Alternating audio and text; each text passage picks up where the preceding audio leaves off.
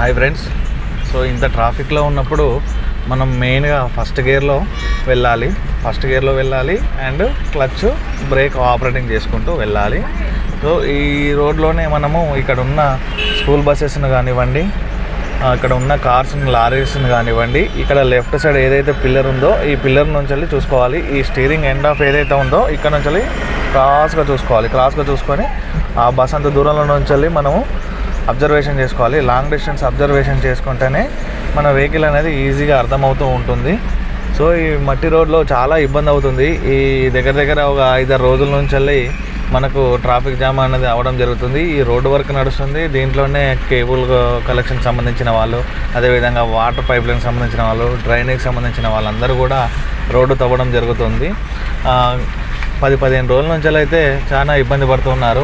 ఇక్కడ అసలు రోడ్డే లేదు, యూటర్న్కి ఛాన్సే లేదు. ఇక్కడ ఏదైతే స్కూల్ బస్ ఉందో స్కూల్ బస్ అతను చూడండి, అందులోంచి రైట్ తీసుకున్నాడు. ముందుకు వెళ్ళి యూటర్న్ తీసుకోవచ్చు, లేదంటే వాళ్ళు బ్యాక్ సైడ్ నుంచి అయినా వెళ్ళి తీసుకోవచ్చు.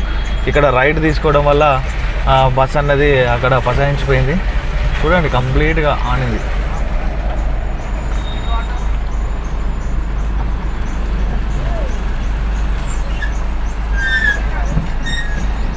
కంప్లీట్గా ఆనిపోయింది. ఈ స్కూల్కి సంబంధించిన బస్సే అండి, ఇక్కడ ఆగిపోయింది.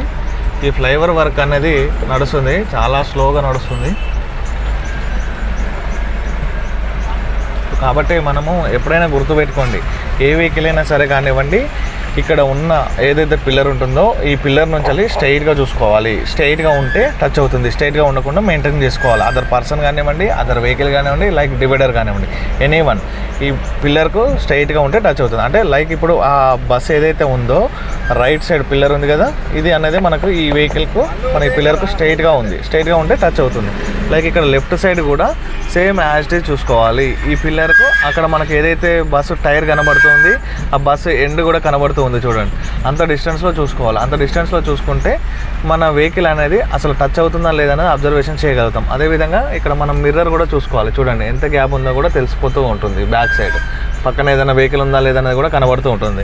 లైక్ ఇక్కడ కూడా చూడండి, బ్యాక్ సైడ్ ఏ వెహికల్ ఉందనేది క్లారిటీగా ఉంది. కాబట్టి ఎప్పుడైనా మనము ట్రాఫిక్లో ఉన్నప్పుడు క్లచ్ అనేది బిట్ పాయింట్లో హోల్డ్ చేసేసి పట్టుకో. మీకు చూసినట్లయితే కనబడుతూ ఉంటుంది క్లచ్ బ్రేక్లోనే ఉన్నాము. క్లచ్ బ్రేక్ ఈ క్లచ్ బ్రేక్లోనే మనం హోల్డ్ అయ్యి వెళ్తూ ఉండాలి.